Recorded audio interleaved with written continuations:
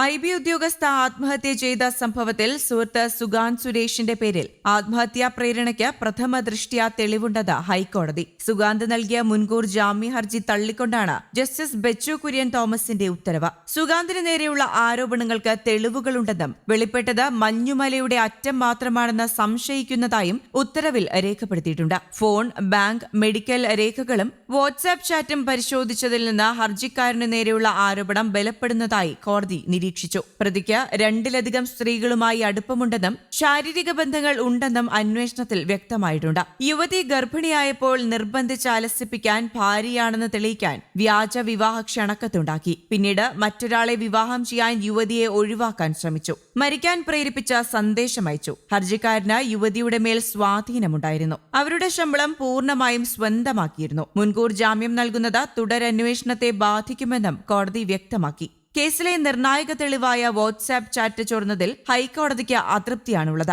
Case diary കോടതിയുടെ പരിഗണനയിലുള്ളപ്പോഴാണ് chat പുറത്തുവന്നത്. Case വാദിക്കുമ്പോൾ ഇതിലെ വാക്കുകൾ ഒന്നും പുറത്തുപോകാതെ ശ്രദ്ധിച്ചിരുന്നു. മറ്റേതോ സ്രോതസ്സിൽ നിന്നാണ് വിവരം ചോർന്നതെന്നാണ് നിരീക്ഷണം. ഇക്കാര്യത്തിൽ അന്വേഷണം വേണമെന്നും കോടതി പറഞ്ഞു. ആത്മഹത്യയ്ക്ക് പ്രേരിപ്പിച്ചത് പ്രതി സുഗാന്താണെന്ന് തെളിയിക്കുന്ന ടെലഗ്രാം ചാറ്റും പോലീസ് വീണ്ടെടുത്തിരുന്നു. നീ എപ്പോൾ മരിക്കുമെന്ന സുഗാന്തിന്റെ ആവർത്തിച്ചുള്ള ചോദ്യത്തിന് ഓഗസ്റ്റ് 9-നായിരുന്നു യുവതിയുടെ മറുപടി. ഫെബ്രുവരി 9-നാണ് ചാറ്റ് നടന്നത്. അതിനുശേഷം ചാറ്റ് നടന്നിട്ടില്ല.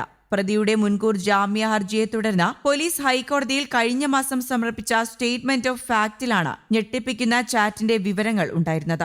സുഗാന്തിന്റെ മലപ്പുറത്തെ ബന്ധുവിൽ നിന്ന് ലഭിച്ച ഐഫോണിലെ ചാറ്റുകളാണിത്. ഓഗസ്റ്റ് 9 ഇരുവർക്കും മാത്രം അറിയാവുന്ന എന്തെങ്കിലും പ്രത്യേകതയുള്ള ദിവസമാകുമെന്ന വിലയിരുത്തലാണ് പോലീസ്. മുൻപ് ചാറ്റുകൾ നടത്തിയിട്ടുണ്ടെങ്കിലും അവയെല്ലാം സൗഹൃദമുണ്ടായിരുന്നപ്പോഴുള്ളതായിരുന്നു. അവയിലേറെയും അശ്ലീല ഉള്ളടക്കമുള്ളത്. ചാറ്റ് സുഗാന്ത് ഡിലീറ്റ് ചെയ്തെങ്കിലും app മാറ്റിയിരുന്നില്ല.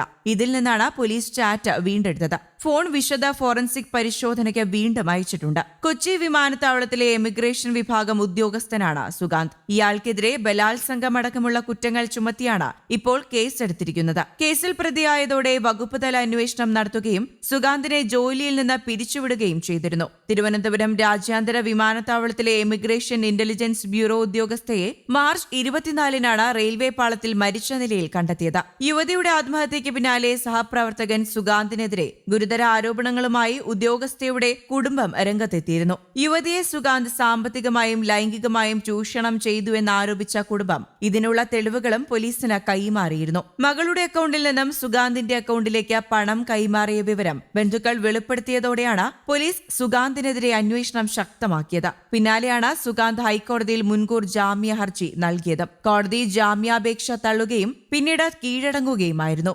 News desk, Kerala Kaumudi.